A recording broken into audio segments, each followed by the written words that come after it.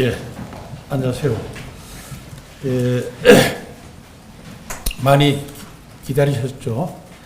예, 우리 국민의힘 제22대 국회의원 후보자 4차 경선 결과를 발표하겠습니다.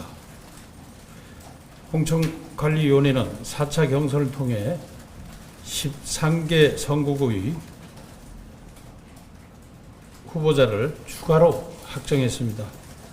또한 7개 선거구에 대하여는 내일부터 이틀간 경선이 진행될 예정입니다. 세부사항 말씀드리겠습니다. 4차 경선이 20곳에 있었습니다. 서울 4곳, 부산 1곳, 대구 1곳, 인천 1곳, 울산 1곳, 경기 6곳, 강원 2곳, 충남 2곳, 경남 2곳입니다.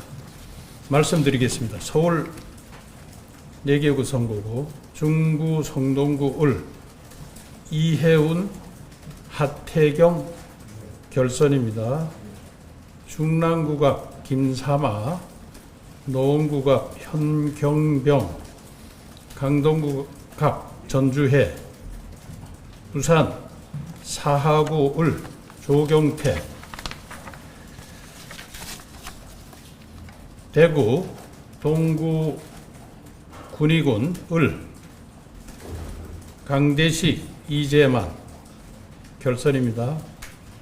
인천 연수구 을 김기홍, 울산 중구 박성민, 경기 6곳입니다. 수원시무 박재순, 강명시갑 김기남, 동두천 양주 연천군갑 안기영, 안산을 서정연 양진영 결선입니다.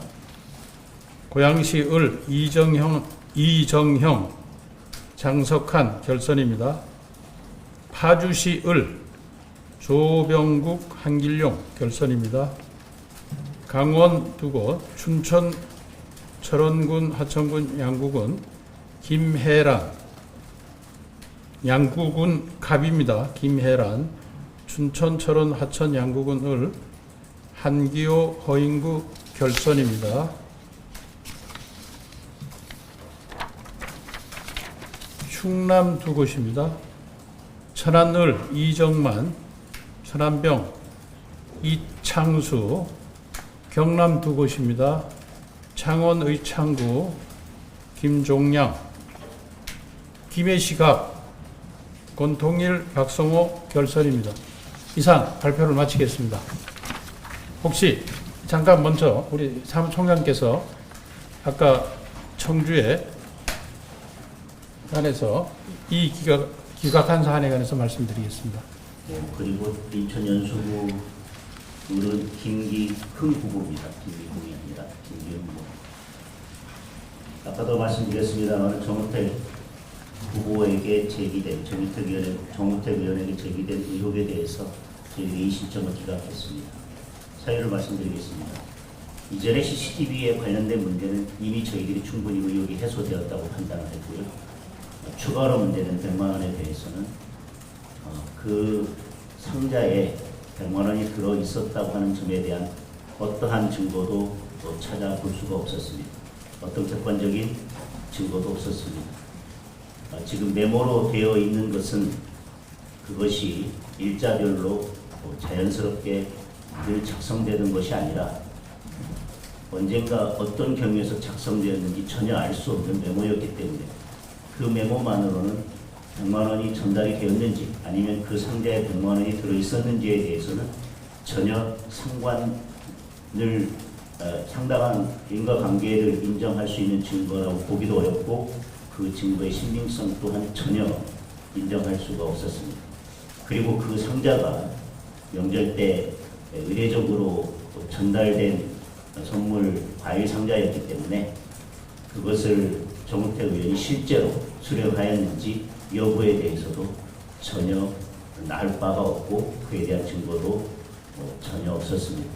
따라서 이 사안에 대해서는 의혹 제기된 부분에 관한 어떠한 객관적인 증거나 인과관계를 인정할 만한 증거를 찾아보기 어렵다고 인정했고, 관련자의 진술은 언론사의 인터뷰마다 계속 바뀌고 있기 때문에 그 진술의 신빙성 또한 전혀 인정할 수 없다고 보아서 저희들이 충분하게 논의를 거친 끝에 이의 신청을 기각했습니다. 우리 사무총장이 판결 쓰듯이 이유를 자세히 설명했습니다. 그만큼 저희들이 진지하게 그 문제에 관해서 토의를 했다는 얘기입니다. 이제 우리가 이제 거의 끝나가죠, 그죠? 그래가지고 249개 지역구가 이제 확정이 돼가고 있습니다. 일부 결선은 남았지만은, 예, 말씀하시죠. 강원도별구 이병기자입니다. 순천처럼 하천 양북 을 황비호와 황교 후보와 허문지 후보가 결선이 진행되는데 조선특별에서도 공개적으로 3번 이상 패널 감사 페널티는 적용됩니다. 예, 예. 당연히 적용됩니다. 그 부분은 이미 경선 과정에서 결선으로 가게 되면 종전의 가 감사는 동일하게 적용된다는 대원칙을 이미 말씀드렸었습니다. 정치 신인이나 청년 여성 등의 공천 자격이 여전히 높다고 지적이 나오는데 남은 공천 과정에서 좀 보완이 될까요? 그건 두고 봐야 되겠죠. 만약 그 현역들이 지역구 관리를 잘 못하고 정치 신인이 좀 준비를 해가지고 들어가면은 감산이라든가 이런 굉장히 큰 효과를 발휘하는데, 그냥 준비 없이 정치 신인, 청년 이렇게 들어가면은 경쟁력이 별로 없는 거로 이렇게 우리 시스템 공천하면서 느낀 겁니다. 이 나중에는 이제 끝나고 나면 여러 가지 분석 결과도 내놓을 그럴 생각을 가지고 있습니다. 그 부분에서 계속 말씀드리지만 어떤 경우에는 최대 35%까지 감산을 받게 됩니다. 현역이. 그리고 신인은 15% 가까운 가산점을 받기도 하고요. 그와 같이 했음에도 불구하고 경선에서 이기지 못한다면 과연 그 신인 후보가 경쟁력이 있다고 보아야 할지, 저희는 계속 말씀드리지만 이기는 공천을 하겠다고 말씀드렸습니다. 오늘 같은 경우 현역이 3자 경선을 했지만 1차 첫 번째 경선에서 이미 50%를 넘겨서 경선을 통과한 분들도 있습니다. 그분의 경쟁력이 높다고 봐야지 진입 장벽이 무조건 높다고만 평가할 것은 아니라고 생각합니다. 그러니까 신인 청년이 들어와가지고 메리트를 받아가지고 통과를 해도 상대 당하고 진다 그러면은 그게 무슨 의미겠습니까? 그래서 그런 점 생각해 보시면 좋을 것 같아요. 다만 질문하신 것과 관련해서는 우리가 지금 국민 공천도 남아있고 다른 절차들이 남아있기 때문에 그런 지적 그리고 또 그런 문제점에 대한 국민들의 시각이 있다는 것을 저희들이 인식하고 최대한 보완할 수 있는 노력을 해나가겠다는 말씀을 드리겠습니다. 네, 저 질문 두 가지 드리고 싶은데요. 첫 번째로 이제 오늘 경선 결과까지 합치면 지금까지 현역 교체율이 몇 퍼센트 정도인지. 그거는 나중에 데이터를 내가지고 알려드릴게요. 그래가지고 지난번에 한 31% 되는데 오늘 두 분 더 들어갔고 이래가지고 전체적으로 끝나면 한번 정리해 드릴게요. 저희들이. 예, 우리가 생각할 때는 한 35% 가까이 나오지 않을까 이렇게 예측하고 있습니다. 다음 질문해 주시죠. 박일호전 밀양시장이 이제 아까 기자회견 열고 갔는데 공천 과정에서 뇌물수수 의혹이 충분히 소명됐는데 번복한 이유를 밝히라고 이렇게 했거든요. 관련해서. 예, 그거 말씀드릴게요. 본인은 그렇게 주장할 수 있지만은 저희들이 저 구체적으로 얘기를 안 하겠습니다. 우리가 충분히 확신을 가지고 공천 취소했기 때문에 그 정도로 말씀드리면 되겠습니다. 저희들이 공천을 하면서 수사기관이나 법원을 대신해서 사법적 판단을 완전히 할 수는 없을 것입니다.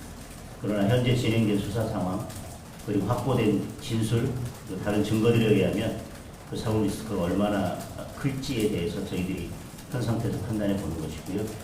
그리고 그렇지 않다 하더라도 이게 다른 국민들이 볼 때 도덕적 기준에 부합할지 여러 사정들을 고려했습니다. 그러나 그 박영호 후보가 주장하는 부분에 대해서는 본인의 소명과 달리 다른 여러 사정들이 있었고 다른 관련자들의 진술도 있었고 저희 공관위에서는 충분히 판단을 했다고 생각합니다.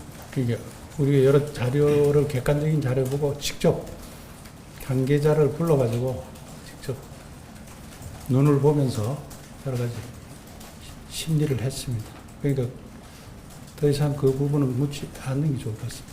그리고 현역 교체에 관해서 자꾸 말씀하시는데 저희는 지금 기본적으로 현역 의원분들이 그렇게 많지 않습니다.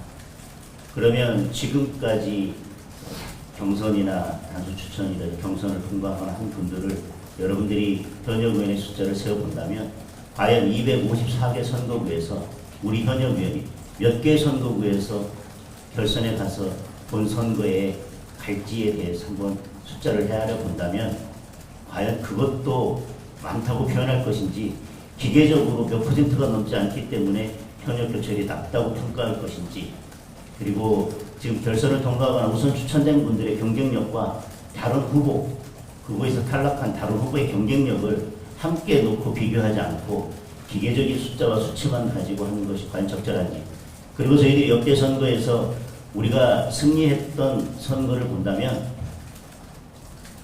지난 21대 선거의 현역 교체율이 43%였습니다. 저희들이 참패했습니다. 그리고 역대 선거에서 저희들이 좋은 결과를 냈던 선거를 보면 현역 교체율이 30% 초반에서 30% 중반대에 이를 때 다시 말하면 쇄신과 안정이 균형을 이룰 때 저희는 선거에서 승리했다고 생각합니다. 예, 그런 지금 계속해서 뭐 교체율이 낮다, 진입장벽이 높다라고 하는 것에 대해서 일률적으로 말씀하시는 건 저희들이 받아들이기 어렵고 국민추천제, 국민공천제에서 그 부분을 보완할 수 있는 부분이 있다면 보완해 나가겠다는 말씀을 드리겠습니다. 그러니까 여러분들 역대 교체율 우리 당뿐만 아니라 다른 당도 한번 연구를 해보십시오. 그러면은 이게 이제 변화하면서 안정적인 변화를 추구하는 비율이 어느 정도가 좋은지 저희들도 우리 사무총장님께서 말씀하셨지만 30에서 35% 정도가 가장 안정적으로 승리할 수 있는 그런 변화가 아닐까 뭐 그런 생각을 해봅니다. 그래서 여러분들이 얘기하는 그런 교체율에 관해서 우리들이 공관위원분들께서 충분히 숙지하고 생각하고 있기 때문에 또 국민 추천 이런 거 할 때도 나름대로 반영이 안 될까 그런 생각을 합니다. 너무 많이 하는 거 아니에요? 이제 여기까지 하겠습니다. 하나만 한 가지만 더. 국민추천제 말씀 주셔서 그런데 실질적으로 국민추천제를 뭐 지금 서류를 받고 그다음 면접을 진행해서 결정된 후보를 이제 공개를 하겠다라고 하셨는데 그 사이에서 사실 국민추천이라면 어떤 분이 나왔고 거기에 대해서 공감대가 형성돼야 되는데 그 부분에 대해서는 좀 깜깜이 공천 심사가 되지 않나라는 우려가 나오는데 이 부분에 대해서 어떻게 보시는지 알고 싶습니다. 그거는 충분히 그런 걱정 나중에 다 해소해 드릴게요. 해소 드릴 테니까 너무 걱정하지 마시고 지금 그렇지 않아도 좋은 후보들이 많이 추천되고 있는 것 같습니다. 지금 6시죠, 오늘. 6시니까, 가만있어 봐. 6시까지. 6시까지니까 좋은 후보들이 오면은, 여러분들이 기사 쓰기에 충분히 좋은 자료들을 많이 드릴게요. 그만큼 좋은 분들이 오고 계신 것 같습니다. 됐죠? 최종 추천된 후보를 보면 깜깜이었는지에 대해서 여러분들이 충분히 판단할 수 있을 거라고 생각되고요. 전 과정을 공개하거나 신청된 후보를 전부 공개할지 여부에 대해서는 공개되었을 때 최종 후보로 되지 않고 지원했다는 것이 공개되었을 때 그분들이 갖는 부담감 때문에 신청 자체가 잘 이루어지지 않을 수 있어서 여러 사정들을 고려해서 전 과정이나 신청한 후보 전체를 공개할 수 없는 점에 대해서는 이미 말씀을 드렸다고 생각합니다. 그리고 전체적으로 호응이 좋은 거죠. 그죠? 여러분들 보기에 어때요? 우리가 느끼기엔 처음에는 좀 처음 하는 제도고 이래가지고 걱정들을 했어요. 사실은. 근데 이제 접수하는 거 보고 접수된 분들 보면서 관심이 많이 있구나. 그래서 굉장히 좋은 사인으로 이렇게 좀 받아들이고 있습니다. 그래서 그래서 좀 몇 번 정도 되는지는 공개하기가 좀 어려우신 거죠? 개봉 박두입니다. 좀 기다리게. 여기까지 하겠습니다. 예, 고맙습니다. 가시죠.